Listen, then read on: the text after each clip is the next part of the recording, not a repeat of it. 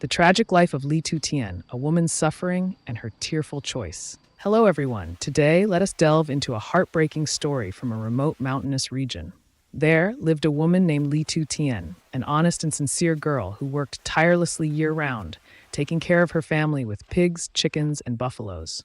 But unfortunately, life was not kind to her when she could not bear children. And from here, her tragic fate began. One day, Li Zishan's husband brought a young woman home and introduced her to his parents. He gently said, "She is carrying my child." His parents, who had long yearned for the laughter of a grandchild in their home, suddenly had their eyes light up with joy.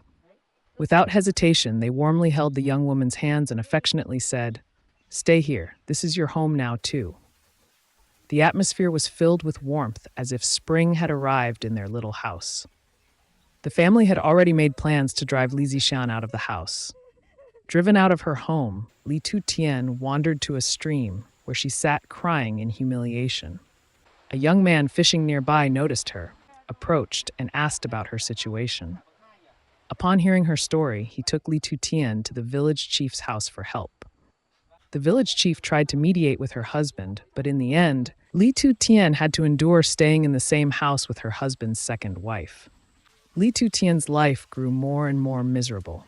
She worked tirelessly, cooking meals, tending to livestock, while the second wife was pampered and exempted from any chores.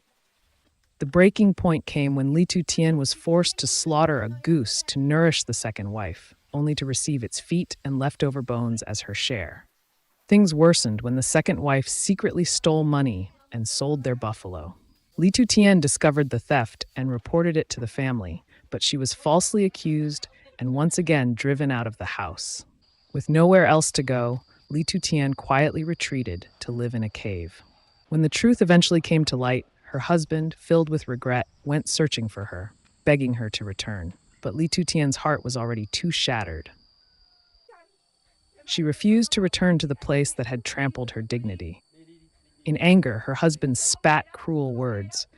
"You couldn't bear children, and now you won't even come home." Tien remained alone in the wilderness, carrying with her an overwhelming sadness and humiliation.